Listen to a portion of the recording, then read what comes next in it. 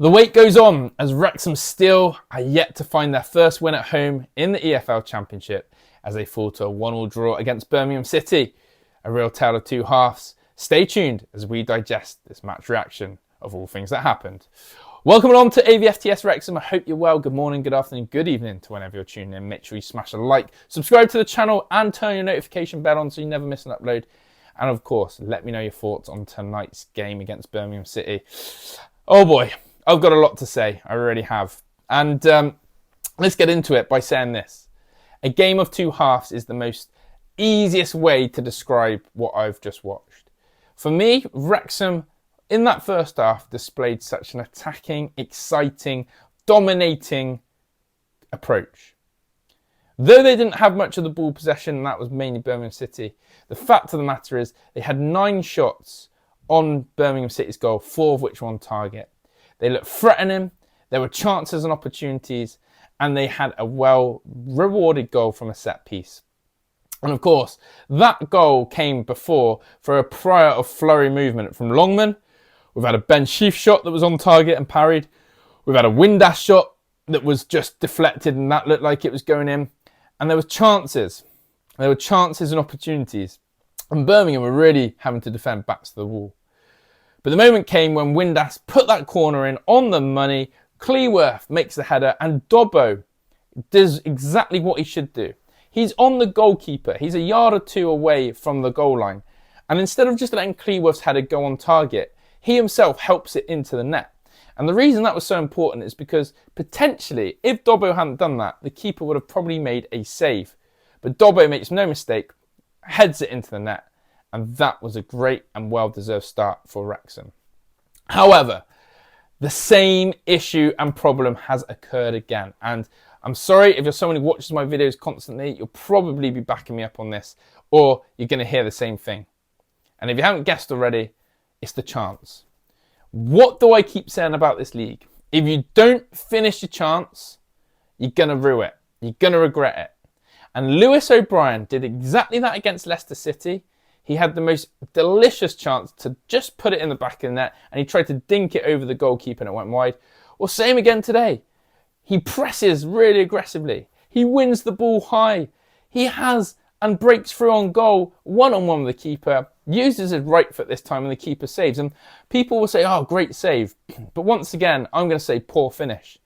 Simply has to score that, and Wrexham go 2-0 up after 20 minutes if he scores that. And that, for me, sets up the rest of the game.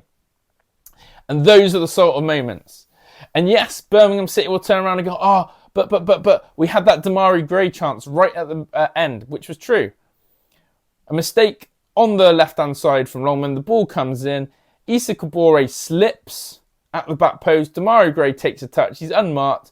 The whole goal to aim for, and he puts it over the bar. And really, he should have equalised. But my point is, Wrexham should have been 2-0 up if Lewis O'Brien had just taken his chance.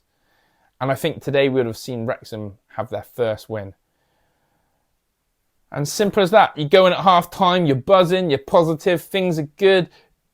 In my head, I was like, we don't need to change much, just more of the same. And someone please explain to me, how the hell do you concede 30 seconds into the second half? Especially when you've had kickoff. We've had the ball from kickoff and we've lost it, and then had it in the back of our net within 30 seconds. Criminal. Disgusting. Yeah, if you want to give credit, like I did for Ben Brereton Diaz's goal for Derby County for their equaliser, the free ball from Jay Stansfield to Roberts was exquisite. It was an unbelievable free ball. But to be cut open like that, simply unacceptable. And really, that set the tone for the rest of the second half. Wrexham were very much the second best at everything, were on the back foot, couldn't really sustain any attacks. Defensively, was struggling, I think, with the wind and that ball coming in and wide at them. And really, Birmingham lacked that clinical edge. Yes, Kyogo put the ball in the back of the net and it was the correct offside decision. But aside from that, yeah, Birmingham City were the better side in the second half. So when you say a tale of two halves, it simply was that. Frustrating for me because that game was there to win. Birmingham weren't at their best. Wrexham in the first half were, and we didn't make it count. A few players that have disappointed me, and I've got to come in on this guy again. Guys, what are we going to do about Kiefer Moore? I can't keep watching Kiefer Moore not be able to pass the ball 5 yards. I also can't keep watching Kiefer Moore get knocked off the ball so easily, or when he's got a chest to bring it down and losing it on the turn. Sometimes he does the hardest things so well, and the simplest things he absolutely butchers. It's inexcusable sometimes his link-up and hold-up play. That one moment in the second half as well, where we've had that break, and Issa Kabore comes down the right-hand side. He should be finding Broadhead. His cross is over here, and it comes to Kiefer Moore. And the moment of madness for him, with that left-footed cross / shot, whatever it was, just summed up his game. Yet he played 90 minutes today, and that frustrated me because I don't know why we brought on Scar for Hyam. Unless Domheimer had an injury, why did we bring on Scar? Why did Smith not get more minutes? Why did Smith not get an opportunity to replace Kiefer Moore and lead the line? And I credited Parky midweek for his use of substitutions. I said Parky used the subs well. He timed them well. Today felt a little bit of a backward step. It was a little bit like, yeah, you got the first two on, and there was too big of a gap between the triple sub. Too big of a gap. Those subs for me should have came on 10 minutes earlier. And that's where the frustration lies today. It was like we were okay with the draw. But if you want to look at the bigger picture, and the holistic feeling is that Wrexham are now 4 games unbeaten in the league, 3 draws and a win.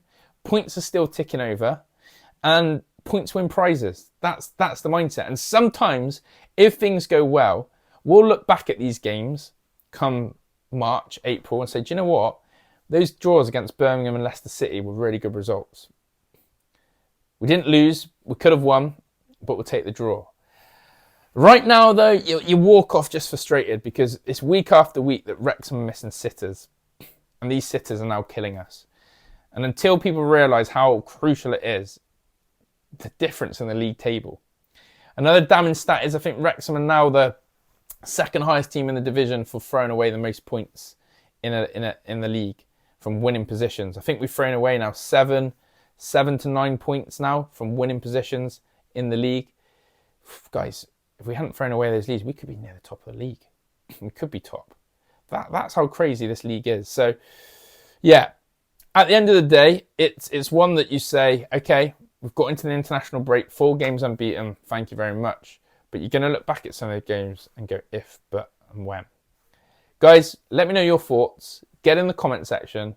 Do you agree with my analysis today? Any other players you want to shout out? I must say, forgot to shout out Dobbo. Thought had another really good game in that midfield, running solid. And, yeah, another player I've got to touch on quickly. Callum Doyle. I've now named him Cannon Doyle because he is an absolute loose cannon. Callum Doyle defensively sometimes hurts my eyes. The guy charges out of the line too abrasively and too abruptly, doesn't hold his position. And going forward, he's a bit like Max. It's like they want to be part of the attack and want to add contributions. And some of his decision making sometimes, I look at him and go, you're an absolute cannon. Pass the ball. Just do your job properly, which is to defend. And you can see that him and Lewis Brunt are definitely 2 players that are going to be in and out the side, depending on who the flavour of the day is really for Phil Parkinson. So, yeah, all things being well, we walk out again with a draw into the international break. And unfortunately now we've got to have a couple of weeks without any Wrexham and come back firing. So thank you to everyone. Get involved in the chat. Let me know how you're doing. I'm out of here. Ta-da.